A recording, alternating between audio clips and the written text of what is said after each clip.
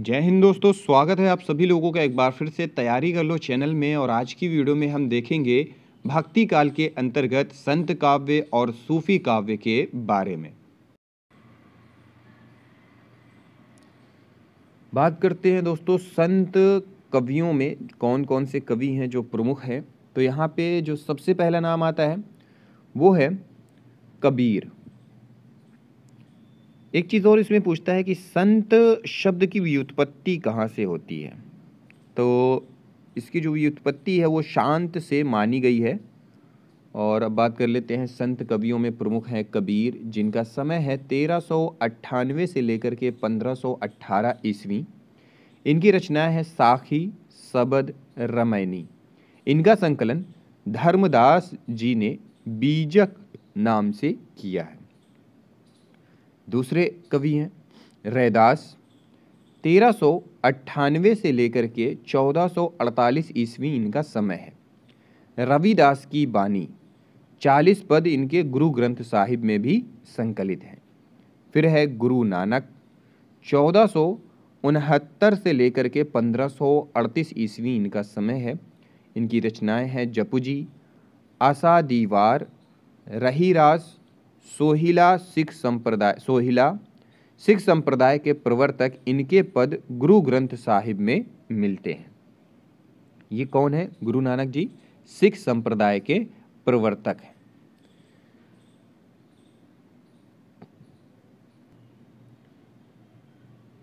फिर है दादू दयाल। 1544 से लेकर के 1603 ईस्वी, हरड़ेवाड़ी, अंगवधु। दादू दयाल परशुराम चतुर्वेदी, ये वाली जो है ये संपादक हैं इसके परशुराम चतुर्वेदी। फिर है मलूकदास। 1574 से लेकर के 1682 ईस्वी, ज्ञानबोध, भक्ति विवेक, रतन खान, ध्रुवचरित, सुख सागर, रामावतार लीला, ये इनकी रचनाएं हैं। फिर है सुंदर दास।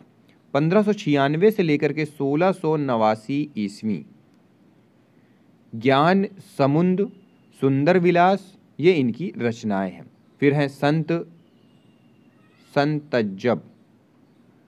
इनकी जो समय है 1567 से लेकर के 1689 ईस्वी, सबंगी, रज्जब बानी, ये संत रज्जब हैं, ठीक है। रज्जब बानी इनकी रचनाएं हैं। फिर अंत में है गुरु अर्जुन देव। 1563 से लेकर के 1606 ईस्वी, सुखमणि, 52 अक्षरी। गुरु ग्रंथ साहिब में इनके 6000 पद संकलित हैं। अब अगर यही बात करें तो संत कवि कौन कौन से हैं। प्रमुख संत कवि कबीरदास। संत काव्य परंपरा में कबीरदास जी का जो है वो स्थान सर्वोपरि है। इन्होंने क्या किया है कि समाज को एक नई दिशा दी है। हिंदू मुस्लिम एकता के लिए इन्होंने बहुत सारे काम भी किए हैं। अंधविश्वास और आडंबरों से मुक्त कराने का प्रयास भी किया है। तो ये सारी चीज़ें इनकी रचनाओं में मिलती हैं। इनका जन्म हुआ था 1456 में तथा कुछ विद्वान इन्हें सम्मत कब का मानते हैं? 1455 का। कबीर की पत्नी का नाम था लोई, ठीक है। और इनका जो व्यक्तित्व था वो महात्मा, संतोषी, उदार हृदय, सुधारवादी, क्रांतिकारी होने के साथ साथ मस्त मौला स्वभाव से फक्कड़, आदत से अक्कड़, दिल से साफ, दिमाग से दुरुस्त, भीतर से कोमल तथा बाहर से कठोर थे। बीजक कबीर की रचनाओं का प्रमाणिक संग्रह माना जाता है।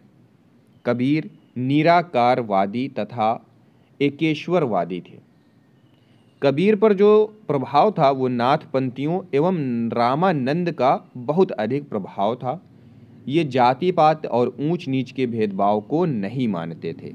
इन्होंने एक पंक्ति कही है, जाति पाति पूछे नहीं कोई, हरि को भजे सो हरि का होई। कहने वाले कबीर की भक्ति में प्रेम भावना भी विद्वान है।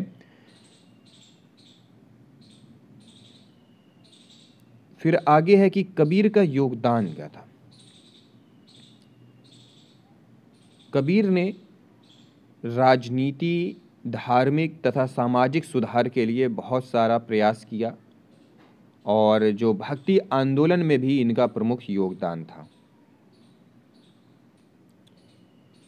अगर सूफी काव्य की बात करें तो सूफी शब्द की व्युत्पत्ति के संदर्भ में निम्नलिखित मत हैं। पहला मत है कि सूफ ऊन ऊनी वस्त्र पहनने वाले सूफी कहलाते हैं।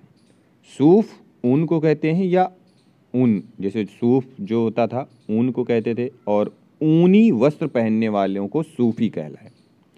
फिर दूसरा है सफ़ा, साफ पवित्र, पवित्र हृदय वाले सूफी कहलाए। फिर है सोफिया, मतलब ज्ञान, ज्ञान प्राप्त व्यक्ति सूफी कहलाए। फिर चौथा है सुफ़ा, चबूतरा, मक्का मदीना में पवित्र मस्जिद के आगे बने चबूतरों पर बैठने वाले सूफी कहलाए।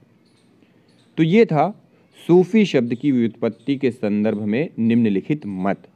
अब जो निष्कर्ष है वो ये है कि सूफी सफ़ेद ऊन का लबादा पहने, ज्ञान और प्रेम के रंग में रंगे, खुदा की राह पर विचरण करने वाले कहलाते हैं।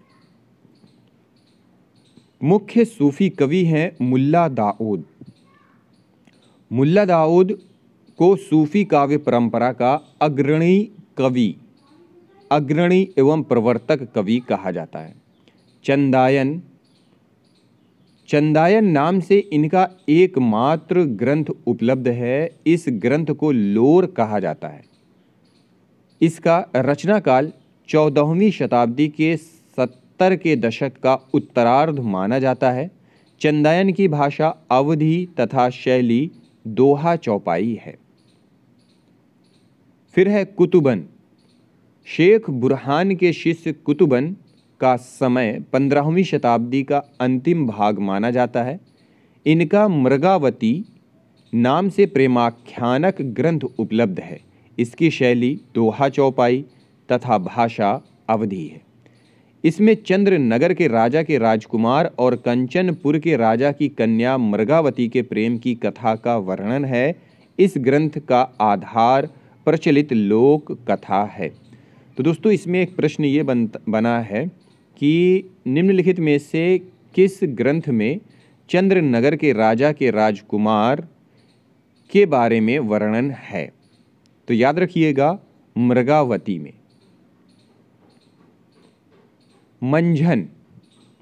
मंझन का मधुमालती नामक ग्रंथ उपलब्ध है। यह दोहा चौपाई शैली में लिखा गया है। इसकी कहानी में सपाट बयानी ना होकर जटिलता है तथा प्रेम मार्ग में प्रस्तुत होने वाली कठिनाइयों का वर्णन है। मंझन ने आध्यात्मिक प्रेम भाव की व्यंजना के लिए प्राकृतिक दृश्यों का सुंदर वर्णन किया है। इस ग्रंथ की जो भाषा है वो सूफी काव्य की तरह ही अवधी भाषा है। मलिक मोहम्मद जैसी 1492 से लेकर के 1542 ईस्वी जैसी का प्रसिद्ध ग्रंथ पद्मावत है। इसका रचना काल सम्मत 1597 या कहें तो ईस्वी में 1540 ईस्वी है। इसकी भाषा अवधी तथा शैली दोहा चौपाई है। पद्मावत में क्या है कि चित्तौड़ के राजा रत्नसेन और सिंहल द्वीप की राजकुमारी पद्मिनी, जिन्हें पद्मावती का नाम दिया गया है, का प्रेम प्रसंग वर्णित है। जैसी ने इसे रूपक काव्य का स्वरूप दे दिया है। कवि ने रत्नसेन को आत्मा, पद्मावती को परमात्मा, हीरामन तोते को गुरु, नागमती को सांसारिकता, राघव चेतन को शैतान तथा अलाउद्दीन खिलजी को माया का प्रतीक घोषित किया है। अब अगर बात करें कि जैसी की अन्य प्रसिद्ध रचनाएं की, तो यहाँ पे है अखरावट तथा आखिरी कलाम। अखरावट में वर्णमाला के एक एक अक्षर को लेकर सूफी सिद्धांत संबंधी प्रेम तत्वमयी चौपाइयाँ लिखी गई हैं। आखिरी कलाम में कयामत का वर्णन है। यह वर्णन इस्लाम धर्म के अनुसार किया गया है। तो ये प्रश्न पूछता है कि निम्नलिखित में से कौन सी रचना में कयामत का वर्णन किया गया है? तो याद रखिएगा मलिक मोहम्मद जैसी की रचना है आखिरी कलाम। अब बात कर लेते हैं प्रमुख काव्य ग्रंथों की कौन कौन से हैं, कब इनका समय है और इसके रचनाकार कौन है। तो सबसे पहला नाम दिया हुआ है हंसावली, समय है 1370 ईस्वी, इसके रचनाकार हैं असाइद। चंदायन है 1379 ईस्वी, मुल्ला दाऊद की ये रचना है। फिर है ढोला मारूरा दूहा 1473 ईस्वी, कुशल लाभ की रचना है। सत्यवती कथा 1501 ईस्वी, ईश्वरदास की रचना है। मृगावती 1503 ईस्वी, कुतुबन की रचना है।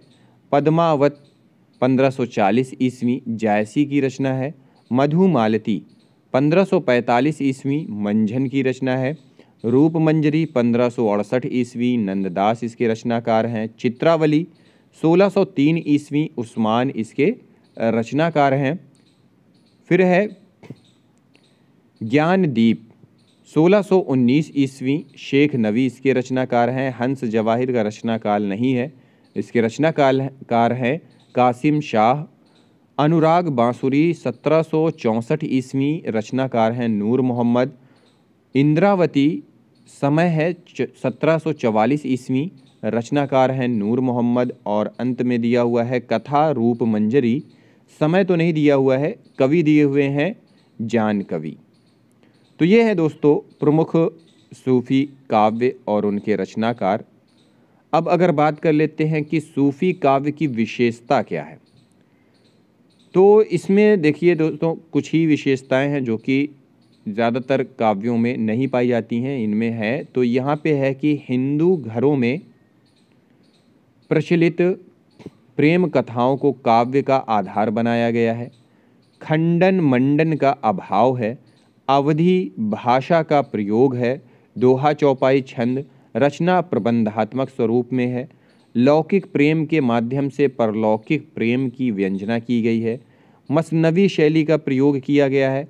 अन्योक्ति पद्धति का मुख्य रूप से तथा समासोक्ति पद्धति का गौड़ रूप से अवलंबन किया गया है।